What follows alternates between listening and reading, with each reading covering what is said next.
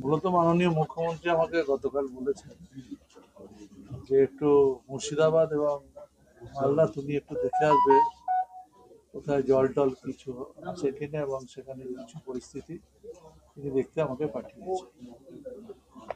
বিভিন্ন জায়গায় তো জল ছাড়া হচ্ছে বিভিন্ন বাঁধ থেকে, কি বলবেন?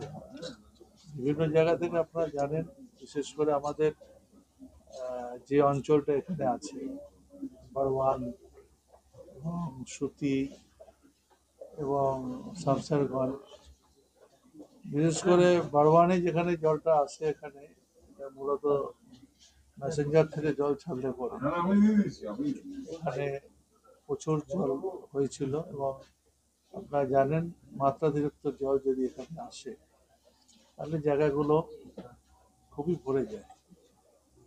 আর আমাদের বিশেষ করে সরকারের অনেক তৎপরতাও আছে এবং সেটা মাননীয় মুখ্যমন্ত্রী তিনি সবটাই মনিটরিং করেন।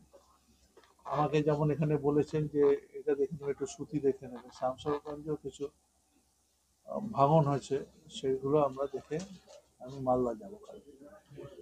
আর কিছু ড্রাই ফুড আমি এনেছি, অর্গানাইজ করেছি, সেটা কিছু মানুষের কাছে তুলে দেবো। আমরা মনে করি মাননীয় মুখ্যমন্ত্রী তিনি সবসময়, কালকেও আমাকে বলেছেন, কালকেও এখানকার ডিএমরা গেছিলেন, কালকে একটা মিটিং ছিল নবান্নতে আপনারা জানেন। তারপরে ইন্ডোরে আমার সঙ্গে দেখা হয়েছে, যদি কখনো বলেছেন যে তুমি যাচ্ছ কাজ সকালে, আমার বলা আছে তুমি চাও। আমার মনে হয় দেখুন, এই যে জল বিভিন্ন জায়গায় হচ্ছে, কোথাও ডিবিসি, কোথাও ম্যাসেঞ্জারের বাঁধ, কোথাও বিভিন্ন জায়গায় মানে জল ছেড়ে দেওয়া হচ্ছে এবং বাংলার বিরুদ্ধে একটা চক্রান্ত বিভিন্ন জায়গায় হচ্ছে। আমি মনে করি এই চক্রান্ত অনেকদিন ধরেই চলছে, বাংলাকে ছোট করবার, বাংলাকে খাটো করবার জন্য একটা প্রবণতা সবসময় দিল্লির আছে। তা আমি মনে করি আমাদের সরকার সবসময় একটা পজিটিভ চিন্তা ভাবনা নিয়ে চলে এবং মানুষের কথা ভেবে মাননীয় মুখ্যমন্ত্রী তিনি সবসময় সবার দিকে নজর রাখেন। আমি ছিলাম করবে তাদের বিজেপি তাদের পাশে থাকবে। আমি তো সবসময় নেগেটিভ কথা, আমি তো নেগেটিভ কথা মুখ্যমন্ত্রী। দেখুন আমি একটা কথা, আমি পুজোর সঙ্গে যুক্ত আছি, আপনারা সকলেই জানেন। আমি ছোটবেলা থেকে পুজো করি। বহু কমিটি আছেন যারা ছোট ছোট কমিটি, তাদের পুজো প্যান্ডেল, লাইট, ঠাকুর প্রতিমা করতে গেলে তাদের পয়সার দরকার লাগে। তা ছোট কমিটি কি করে পুজো করবে? মুখ্যমন্ত্রী যথেষ্টভাবে যেটা টাকাটা কাউকে স্যাংশন করছে 1,10,000 টাকা করে। ভালো আছে, ঠিক আছে, 1 মিনিট এটা করে নিই আমি।